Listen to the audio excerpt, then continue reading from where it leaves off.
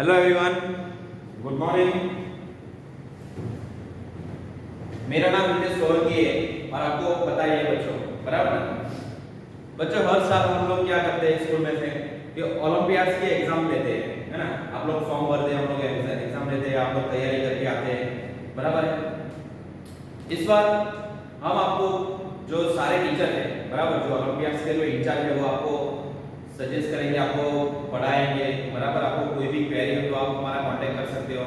तो बच्चों, ये हिंदी ओलंपियाड्स के रिलेटेड कुछ भी काम हो तो आप मेरे को फोन कर सकते हो, मेरे को मिल सकते हो, ओके बच्चों। और मेरी यूट्यूब चैनल जो है मेरी, तो वो भी आप सब्सक्राइब करके रखना, क्योंकि वहीं पे सारे वीडियो आपको मिल जाएंगे, है ना? तो आज के वीडियो में हम देखने वाले हैं 1 to 5 चैप्टर। और अगर किसी के पास टेक्स्ट बुक नहीं है तो इसकी पीडीएफ भी मैं रखूंगा, तो उसमें से आप पढ़ सकते हो और वीडियो पूरा ध्यान से देखना है। अभी फर्स्ट जो चैप्टर है वो भाषा है, बराबर है बच्चों। भाषा दो प्रकार की होती है, पहली तो मौखिक और दूसरी लिखित, बराबर। मौखिक यानी कि जो हम लोग बोलते हैं ना ओरली, वो मौखिक है, और लिखित यानी कि जो कुछ भी हम लिखते हैं वो लिखित भाषा हुई, ओके। मैंने जो बोला वही यहाँ पे समझाया गया है। व्याकरण समझो कि भाई व्याकरण हमें आना ही चाहिए। व्याकरण यानी कि ग्रामर। अगर हमें ग्रामर नहीं आता है तो हम लोग हिंदी बराबर पढ़ नहीं सकते, लिख नहीं सकते, और उसके बारे में हम लर्न भी नहीं कर सकते, है ना? तो ग्रामर बहुत ही जरूरी है। ग्रामर ही हमारा बेसिक है।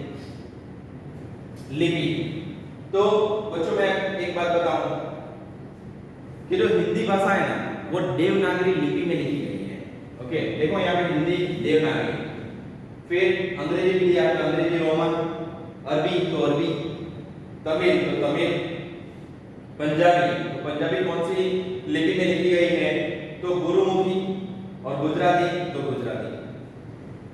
तो बच्चों ये आपको याद रखना है कि कौन सी लिपि में लिखी गई है। सेकंड चैप्टर में लिया है वर्ण व्यवस्था। तो कितने स्वर आते हैं, कितने व्यंजन आते हैं, तो वो सब है हमारा वर्ण व्यवस्था। कि भाई हमें अक्षरों की योजना बनाई गई है, बराबर है। जैसे अ ई उ क ख ग घ, स्वर और व्यंजन, ओके बच्चों। देखो अम और अ जो है वो दो है, और अयोग वा, अ आ ई ई वो सारे 11 स्वर है, ओके। याद रखना है।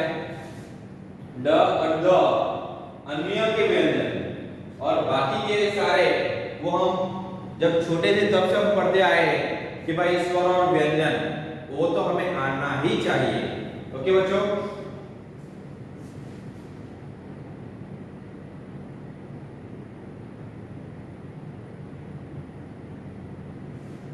देखो हिंदी वर्णमाला के भेद यानी कि उसके टाइप्स, कि भाई वर्णमाला में जो स्वर व्यंजन और प्रयोग हुआ, हमने देखा ना हम कहा।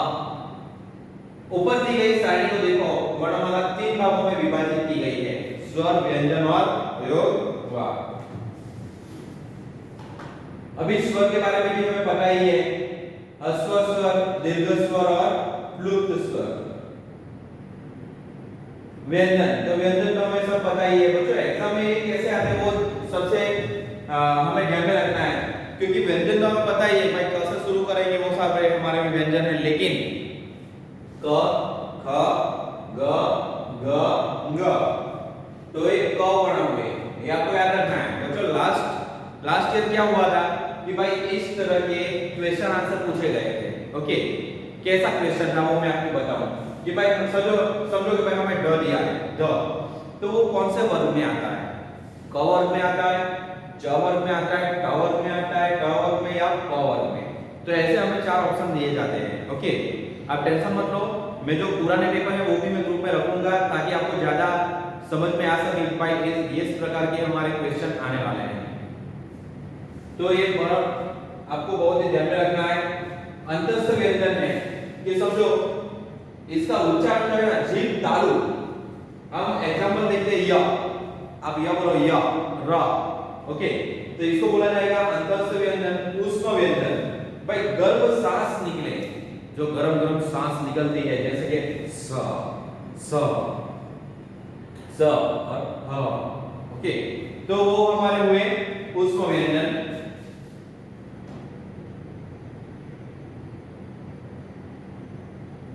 अयुग्म भी दिए हैं अनुस्वार, अनुनासिक और विसर्ग, जो डॉट डॉट आते हैं ना वो।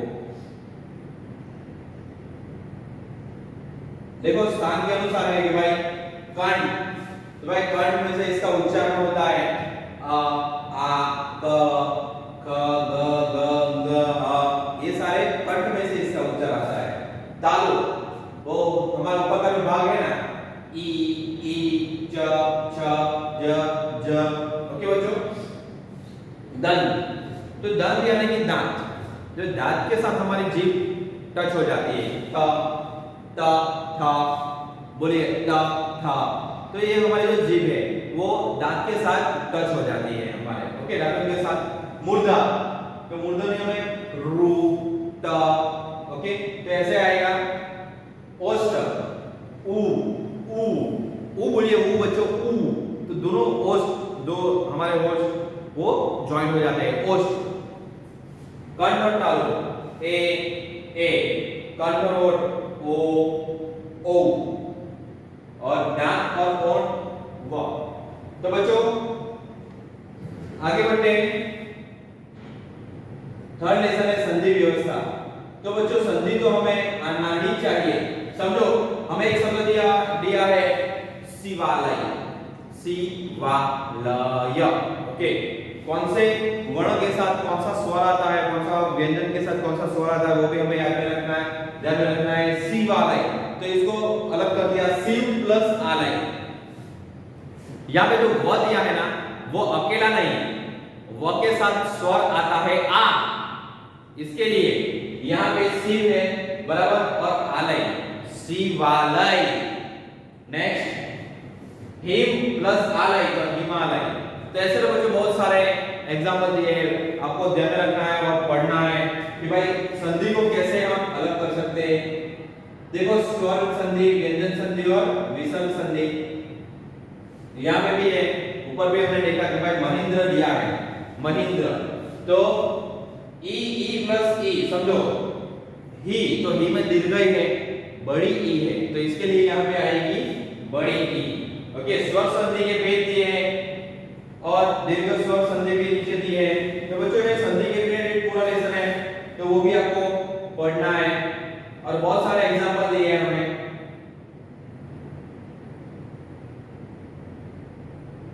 व्यंजन संधि है यहाँ पे, दिग प्लस गज, दिग्गज।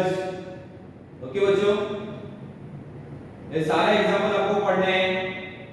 विसर्ग संधि है। अबे फोर्थ लेसन वर्तनी संबंधी अशुद्ध दिया कि भाई बहुत सारे ऐसे शब्द है कि जो अशुद्ध है, यानी कि सेंसफुल नहीं है, मीनिंगफुल नहीं है, तो उसको शुद्ध करके लिखना है। जस्ट एक एग्जांपल लेते हैं कि भाई आदिन, तो आदिन नहीं, अधीन। ओके, वैसे तो बहुत सारे शब्द है बच्चों। निरोग, तो निरोग में आप स्पेलिंग लिख सकते हो, कवियत्री तो कवियत्री। ओके, गुरु, उन्नति, साधु, तो बहुत सारे शब्द ऐसे हैं, वो ये सब आपको ध्यान में रखना है और पढ़ना भी है। देखो चैप्टर 5 है शब्द व्यवस्था, कि भाई शब्द की व्यवस्था कैसे करेंगे। तो निश्चित अर्थ को प्रकट करने वाले वर्ण समूह को हम शब्द कहते हैं। तो समझो शब्द पेटी है कि अर्थ के आधार पर एक अर्थ और अनेकार्थी। समझो बहुत सारे शब्द ऐसे आते हैं कि उसके एक ही मीनिंग निकलते हैं, तो उसको हम बोलेंगे एकार्थी। अगर एक ही शब्द है लेकिन उसके मीनिंग बहुत सारे होते हैं, मोर देन वन, तो उसको हम बोलेंगे अनेकार्थी। ओके,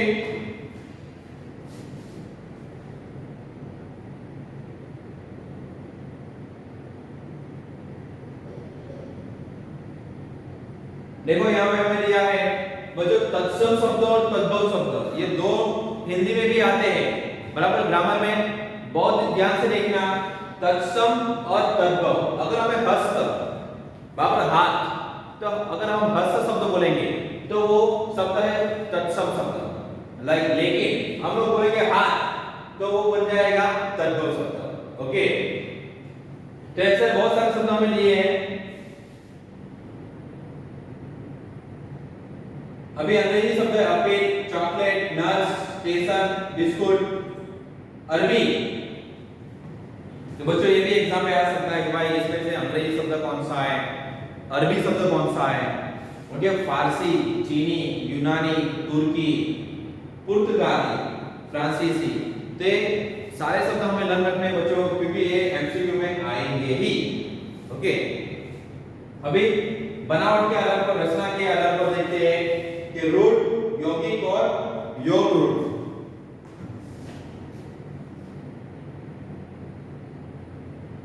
व्याकरण के आधार पर विकारी और अविकारी। समझो भाई विकारी क्या है, तो वे शब्द जिनके रूप परिवर्तित अर्थात बदल जाते हैं। ओके, विकारी शब्द उसे कहते हैं कि उसके बदल जाते हैं रूप, जैसे कि घोड़ा, तुम, कमरा, लड़का। विकारी शब्द के 4 भेद होते हैं, एक तो है संज्ञा, सर्वनाम, विशेषण और क्रिया। ओके, तो उसके भी बहुत सारे हमें एग्जाम्पल नीचे दिए हैं। अविकारी भी के शब्दों, अविकारी शब्दों का रूप नहीं बदलता, जैसे कि तेज, की, पर, नित्य, उनका रूप नहीं बदलेगा।